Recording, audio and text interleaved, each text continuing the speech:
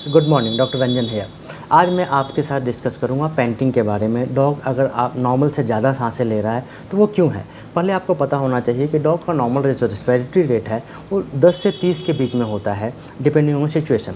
अगर गर्मी का दिन है और सडनली आपका डॉग हैवी पेंटिंग कर रहा है तो हीट स्ट्रोक की प्रॉब्लम हो सकती है, जो गर्मी में काफ़ी कॉमन है। अगर आपका डॉग काफ़ी हीट से एक्सपोज्ड हुआ हो, जैसे थर्ड फ्लोर पर रह रहा हो, पंखा ना चला हो या सिर्फ पंखा चल रहा हो, गलती से गाड़ी में रह गया हो या गर्मी में आप बाहर घुमाने जा रहे हो, तो ऐसे में हीट स्ट्रोक की समस्या डॉग में आ सकती है। तो अगर ऐसी कोई सिचुएशन हो, ऐसा कोई हिस्ट्री हो और आपका डॉग काफ़ी पेंट कर रहा हो तो इमीडिएटली आप उसको नहला दें ठंडे पानी से 10-15 मिनट तक।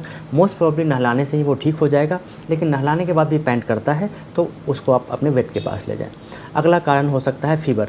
नॉर्मल डॉग का टेम्परेचर 101 डिग्री होता है। जैसे ही टेम्परेचर बॉडी का 103 से ऊपर जाएगा आपका डॉग हैवी पेंटिंग करने लगेगा, क्योंकि बॉडी का टेम्परेचर जैसे ही हीटअप होता है उसको बाहर निकालने का कोई रास्ता नहीं होता, क्योंकि बॉडी में कोई स्वेट ग्लैंड नहीं होता डॉग के, तो सलाइवा के थ्रू ही हीट को बाहर निकालते हैं। ऐसे में हैवी पेंटिंग हो सकता है। अगर आपको लगे कि आपके डॉग को फीवर है तो आप उसको बाथ दे सकते हैं, नहला सकते हैं। 5-7 मिनट के नहलाइए। जनरली नहलाने से 2-3 डिग्री टेम्परेचर डाउन हो जाता है।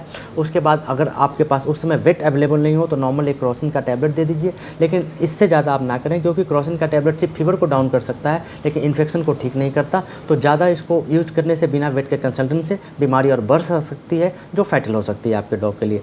अगला रेस्पिरेटरी इलनेस। अगर उसको कोई रेस्पिरेटरी इन्फेक्शन है, कोई कंजेशन है या कोई हार्ट की इशू है जिसमें रेस्पिरेटरी चेस्ट में फ्लूइड एक्युमुलेट हो जाता है, तो भी वो हैवी पेंटिंग कर सकता है। ऐसे में आपको देखना होगा, वेट से एग्जामिनेशन करके उसका ट्रीटमेंट कराएं। अगर उसको कोई हार्ट डिजीज़ है, हार्ट डिजीज़ में जनरली क्या होता है कि ऑक्सीजन की सप्लाई बॉडी में कम होती है, क्योंकि हार्ट प्रॉपर ब्लड सप्लाई नहीं कर पाता।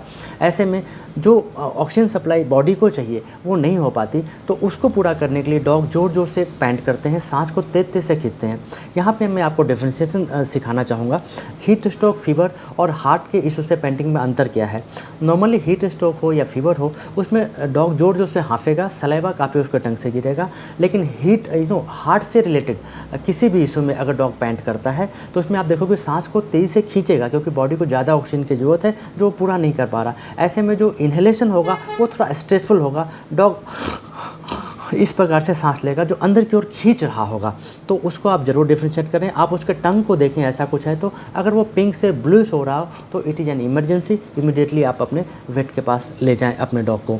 अगला आप देखोगे, अगर डॉग को कोई दर्द हो, चोट लगा हो या किसी बात से डर गया हो, कभी भी छिपकली से भी डर जाते हैं, किसी चीज़ से डर जाते हैं, तो भी इमीडिएटली डॉग पेंट काफ़ी हैवी करते हैं। बट ऐसे पेंटिंग पेन जैसे ही सबसाइड होता है या डर जैसे ही ख़त्म होता है और नॉर्मल हो जाता है।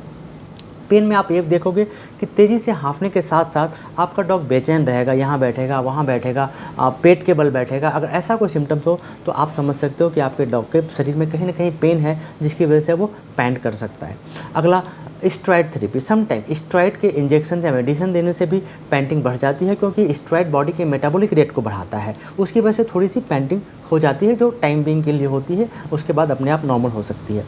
अगला जनरली आप देखोगे अगर बीच में पेंट करता है, खास करके उसने अगर बच्चे दिए हैं और मिल्क फीड कर रही हो, तो कभी कभी बीचेज में मिल्क कैल्शियम ज़्यादा एक्सक्रीट होने से बॉडी में कैल्शियम की डिफिशिएंसी हो जाती है और उनको मिल्क फीवर की समस्या होती है। अगर बीच में अगर वो फीड कर रही है और उसको आप देखोगे पैंट काफ़ी तेज़ कर रहा है और उसको बुखार की समस्या भी नहीं है, तो ऐसे में आप ये देख सकते हो कि उसको मिल्क फीवर की समस्या है कि नहीं। आप अपने वेट को दिखाएं। अगर मिल्क फीवर की समस्या है तो आपके वेट इसको अकॉर्डिंगली मिल्क सप्लीमेंट के साथ ट्रीट कर सकते हैं।